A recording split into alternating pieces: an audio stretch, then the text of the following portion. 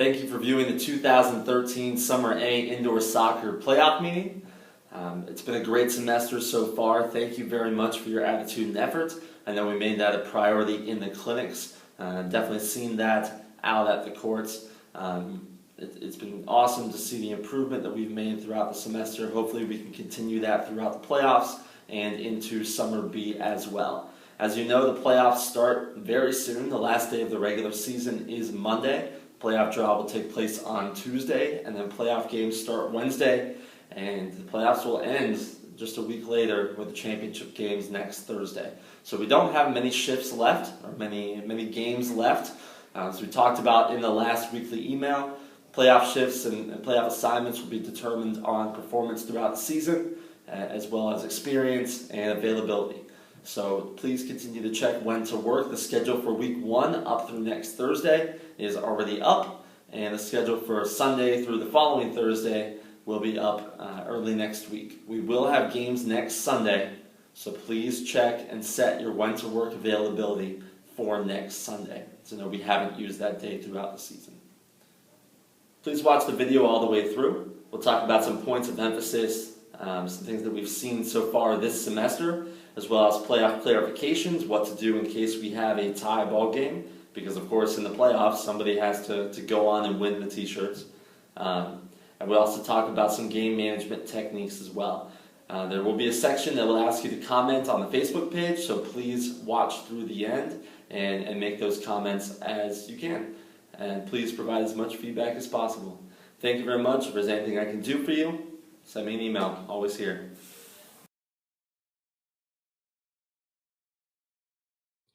Playoff clarifications for indoor soccer. Let's talk about overtime. We will play overtime in the playoffs, of course, because we have to have a winner. So 2 consecutive 5-minute sudden death periods will be played. If it's tied after the first 5-minute period, we will go to the second. They are both sudden death. So the first goal within those periods, the game is over with. There will be no intermission between regulation and overtime. We will just move on into the periods immediately. We will have a coin toss to determine who gets the kickoff and who gets the side choice at the start of overtime, and we will switch sides between periods. The shootout will occur if both teams are still tied after both sudden death periods have occurred. If we go to a shootout, this is how it will work. Each team will choose 4 shooters. They must choose from their players on the court at the end of the second overtime period. The goalies can be one of those 4 shooters, but they do not have to be. Teams must use the same goalie that finished the second overtime period as their goalie who defends the kicks in the shootout. We'll have another coin toss to decide who kicks first and what side of the court we will play on. We will shoot to the same side throughout the entire shootout. In the shootout, teams will alternate shooters.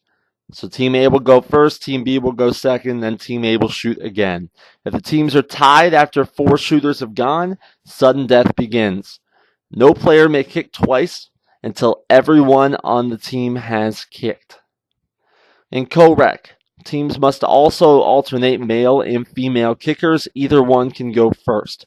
Female goals will still be worth 2 points in the shootout.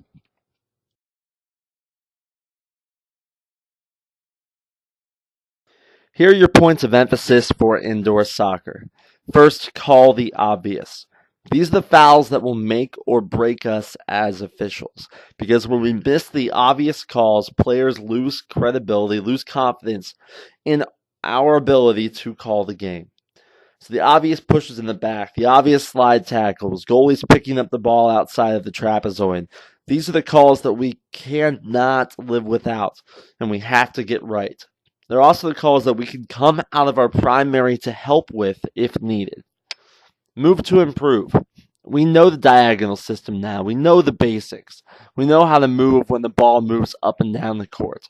The next step is moving to see the space between players and being able to take that step or two to the right or to the left to get a better angle on the play. Let's work to get the best angle possible. Start, develop, finish. We have to see the play all the way through. We have to pick up the dribbler. We also have to pick up the challenger on a defender challenging for the ball. We pick them up early. Then we see the development of the play. We see the contact or the no contact. Then we see the finish. What's the result? Is it an advantage play? Is it the play on situation where we don't need a whistle in that case because they pass the ball to a teammate without any trouble, or they score a goal without any trouble? Or is there displacement? Do they lose the ball illegally? Is it the challenge that we have to call a foul? Take control of the game when needed. Especially as we get into the playoffs, games will get more heated. We'll talk about some intensity, the intensity of the game here in a little bit. But in those situations where we have to make a big call, or we have to clear up a situation, or we have to come in and communicate with our partner, or talk to our partner about a play, or warn a player, all of these types of situations are about controlling the game. We have to have the courage to take control and be confident, or else games get out of hand very quickly.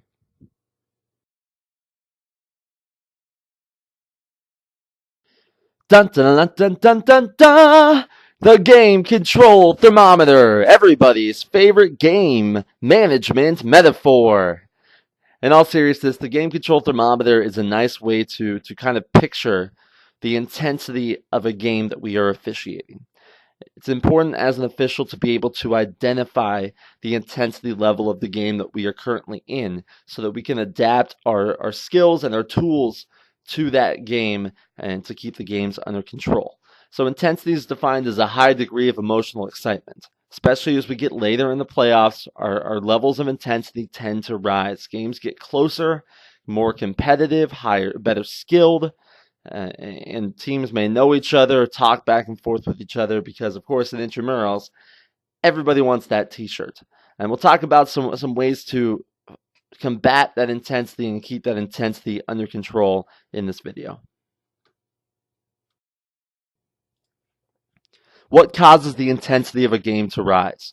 As officials, we have to be cognizant of these situations and recognize the situations that are going to make players heated, emotional, and the intensity to continue to rise.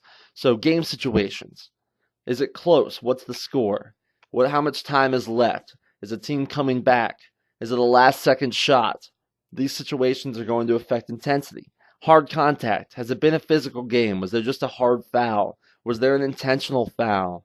In soccer, did somebody get a yellow card or a red card because of a hard foul? Those situations are gonna make people heated. Trash talk, taunting, talking between players, bad blood between players, big plays, huge goals, huge dunks. Do the teams know each other? Are they rival teams? These are just some examples of things that will happen in a game that will raise the level of intensity. If you have other examples, please comment on the Facebook page. So what's the danger of the intensity rising? Danger is the game getting out of hand. So either players getting out of hand, fights breaking out,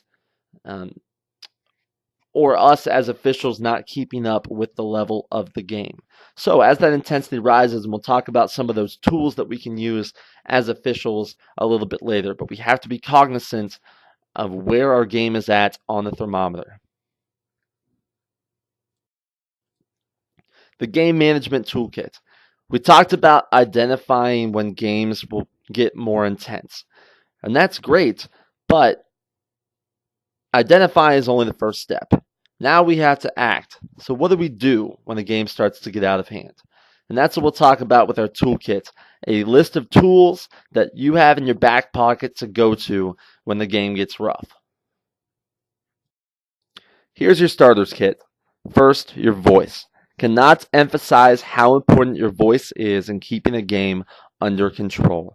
Whether it's selling a call, showing confidence, communicating with your partner, communicating with players, communicating with the table or the scorer, your voice is your number one go-to tool to pull out of your belt and use when you have a game that's getting heated. We cannot go silent. Next is your vision. You have to see the play. We have to be in position to see plays. We also have to be on the lookout for those situations that are going to raise our thermometer, raise the temperature. Okay? We have to see players during dead ball time. If there's a punch thrown, we have to see it. And we have to be hustling to get into the right spot to see the calls.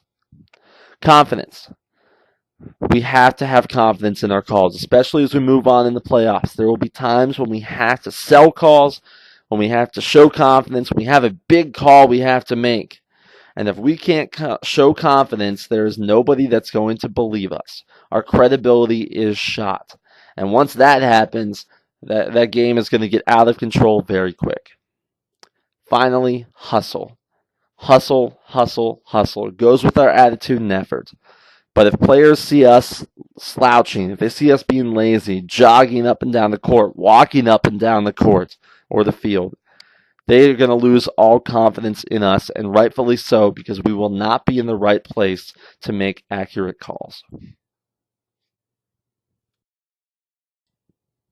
Now it's your turn. We've talked about the game intensity thermometer. We've talked about your starters kit for your game management toolkit. I'd like you to comment with your answers to these two questions. First, how do you adapt your officiating between low intensity and high intensity games? What are the differences? What do you look for that's different between the two? Second, what other game management tools do you use to keep games under control? What are some tricks that you have? What are your go-to moves? Every official has to build their own toolkit, and every official does it differently. So what's your story? Thank you for watching the video. I appreciate it. If you have any questions, please give me a call, send me an email. I'm always here, and hopefully we'll have a great playoff run. I'm excited. Again, check when to work. Your schedule for week 1 is already up.